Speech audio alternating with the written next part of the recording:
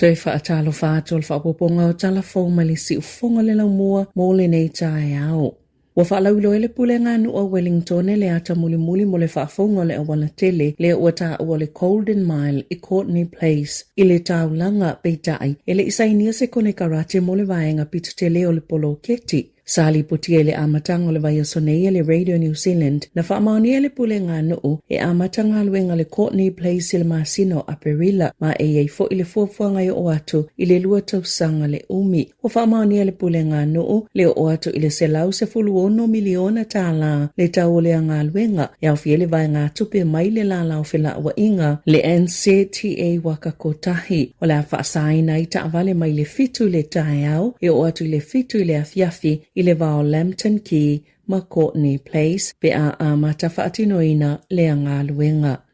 Wa whaalie whaamaumaunga fōa le upenga ta whaailangi su e ngā luenga le Sikh o fō mai e whaongaina e ainga po GPs e whaono tesi ma le whaapasene na whaopopoi nai whaasala launga mo e fia ngā lulue ai mai le tausanga taluai pe a fuai le tausanga I tua atu. Ma e lua se lau ma le lima a whetolu se lau lua iwa tā la le fua whao ngā tutonu o le tutongi o le fōma I mo I a ngā luenga o le masino Februari e silia ma le lua se lau a wanoa whai ngā luenga mo ni mai po GPs sa whaasala lawina I lunga le Sikh sa pito I le health care po le tausingo tangata ngase mai e ngā lulua I masini whaate konolosi I au nanga whaafo mai e whaatolu te sima le lua pasene na whaapopo I nā ia ngā luenga whaatasema se tutongi e lunga la ititi atu ole se la wawheta la lona tolu I le ausu e tusi ai lona whaavano whai ngā luenga I whale tupe mai e iloina mata upu tau tupe na whaalie le pule o le Sikh I tutono le atunu o Rob Clark wa whaailoa mai ai e ui lava ua whainga le sa ilingo ni ngā luenga peita ai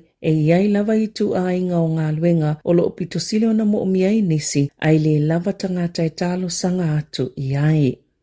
O ana nafina tu ina atu ai se tangi al whaala putuputonga o tangata whai ngā luenga le malo I le pūlenga mō mtaaptau ngā luenga e whaasanga le Health New Zealand po le soifua malolo ina New Zealand e tau mawhai e tau fiai le fuafuanga o lo whaia o le vaia le o tangata whai ngā luenga o lo I le whaala putuputonga e luas fululi mawhele o whainga o tangata whai ngā luenga le Health New Zealand e tutono le pisa a whai tau wafe ngā luenga o vaia le Health New Zealand e au fiele tele o wano o malo lo pe wale toi whaatu moina foi o lo whaapitoa le tangi o whauluina le pisa a mo ngā luenga I tusama le awhe se lau I le tūtau I le pūlenga o whaamaumaunga le whaapea e lata lava ina awhale numero lau whai ngā luenga e tutoe ai I le vaenga o le au nanga le soifua maloloina ai le ngata I lea o le vae o ni ngā luenga I le National Public Health Service po o le au nanga mo le soifua maloloina lau tele New Zealand whaapea I male I tu o lo puleina au nanga mo Pasifika na whaalia le pisa a na whaanatinati le whainga o lea fuafuanga te le vaenga I le sao ma ua solia I fo I mali lienga tu whaatasi a tangata whainga luenga whaapea ai maisi tu la fono.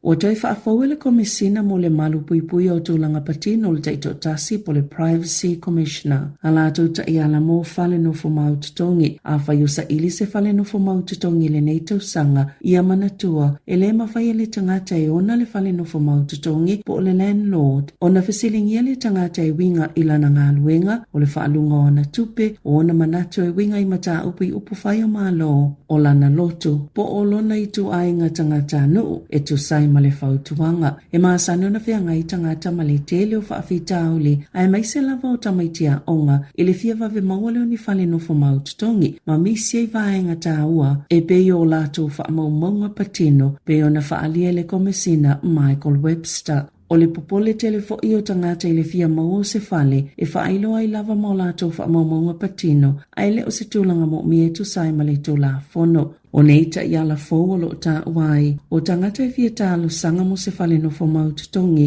e le te tau na whasilingia I whaamatalanga o lato ngā luenga ma isi vaenga peo na tā ua e le te tau fo ina whasilingia ina I lato e winga I o lato mana o ngā whaapitoa po o ni ngase po o lato tuatu si ilunga upenga whasota inga po le social media peo na tā wai li poti a le leiti o New Zealand.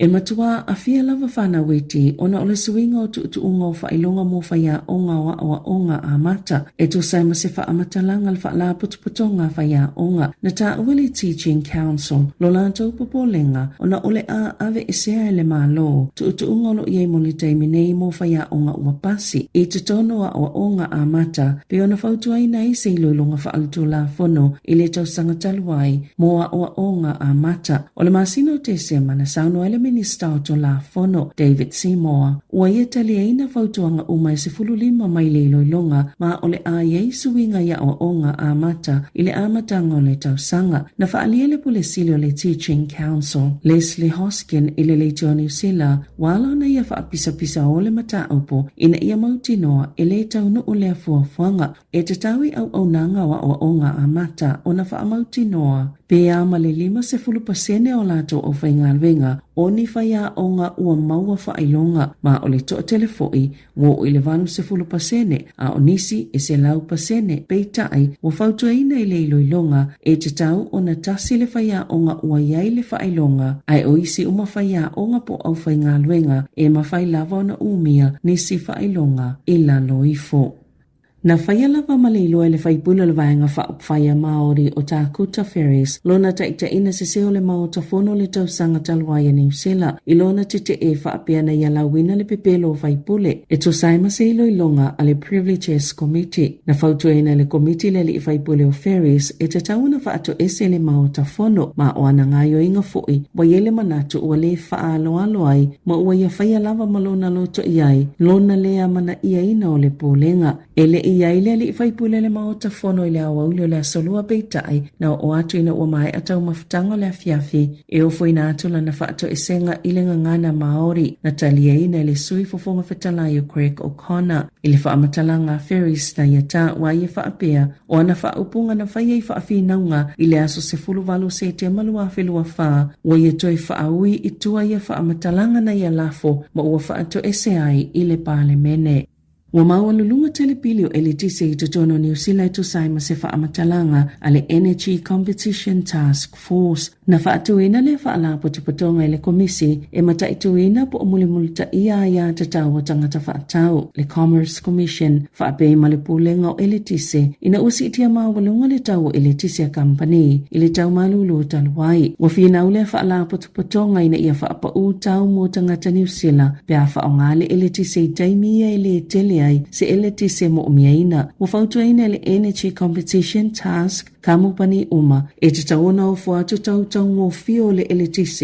i taimi ele o to tele tangata nātou te whaongaina e fisosoani i tae au malulu whaapea maafiafi pea o ina tele ele LTC mo umia ma whaapa uai tau e tutongi e tangata o loo whaongaina le LTC. I le Pasifika, Watoi ave se ala whainga malo ale atu Solomona la latou whaasilasilanga na tau fiei whaamasino le tau vangol tau Sala Pasifika o na tu ualo latou atunuu pei ona lipotia ile leiti o New Zealand e whaapea na whaatanuina le minister o mata upo le loto i whale le atu Solomona le vaenga o whemalanga inga ina ia tu ina atu se whaalinga e tau fiei whaamasino umalava o le tau vanga le ana whaia le aso valu o Februari ina ua tau limaina le malo ni whaaseama ni tua inga o whainga pio pio le whaapea ua whaapale le tau Sala Samoa e avea matau Sala al Pasifika. O le tala le whainga malo o Solomona e onga tele tua inga pe a fuitu la fono alo lato atunu. O le ana whai ele whai unga tau fia uma wha masino o le Miss Pacific Islands pageant mai lo lato tu uai o le atunu se i fofomo mo le wha fita uli. Peitai e tu uatu le whaalinga ai ua malanga wha masino Papua New Guinea matonga na o le fionga ia lei a tawale sa Jerry Brandt o Jane Canas o Vanuatu ma Cherida Korini Hona o se Solomona ai au mau i Filipaina na tau fia ile malaiva alele. Na ta ua le whainga malo Solomona o lana whai unga e ta ua o na e wha amauti noa le iei uma o wha amasino e tu inatu wha amatalanga i taimi o su enga i fufo ili wha afitauli ina ia iloa pena tupule atu ua inga ina ua mai au na au ina wha amatalanga uma mai wha amasino i ana tau fia sa toi ave se ile wha alinga e tau fia i lato po le stop notice ile asoana nafi matatalai e tu ua le atu Solomona na wha aliel malolo whaawo pia lātou suesuenga ma o le a whailoi malo Amerika Samoa, Papua New Guinea o Samoa, Tonga ma Vanuatu, nisi whanonga le malo Solomona mo nisi whaamatalanga pe a mo'miaina pe ona ta uelele te o New Zealand. O le la lelei o Samoa li Tara Jeremiah Allen wa whaapaleina matau sala la lelei o le Pasifika lua fe lua lima.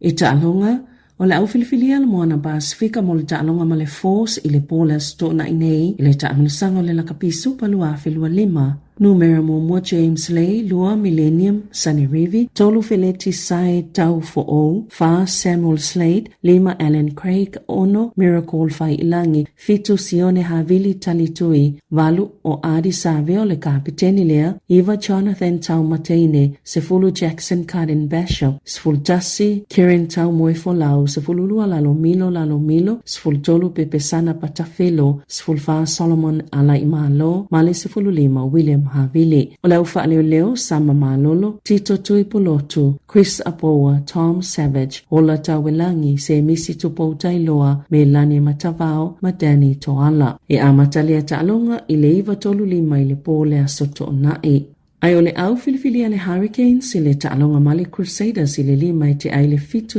i le pole a sofareile nei, numero mua Xavier Numia, Lua Jacob Tevery, Tolu te Vita Mafileo Fa Caleb Delaney, Lima Isaiah Walker Leowere, Ono Brad Shields o le kapiteni, Fitu Duplessis Kirifi o le isifo ilea kapiteni, Valu Braden Yose, Eva Cameron Roycard, Sefulu Harry Godfrey, Sfutasi Peter Umanga Jensen, Sefulu Lua Bailin Sullivan, Sefulu Tolu Kini Naholo, Sefulu Fa Fatafehi, Fineanga Nofo, Mali Sefulu Lima, Callum Hagen, Olau Leo, Raymond Tuputupu, Podi Raketa Stones, Basilio Tosi, Yoko Plama, Pitala Kai, Area Tara Enari, Riley Hohepa, Manatu Ngane Punivai. Tala fawia malisi ufonga le lau mua, mo le nei vaenga le tai au.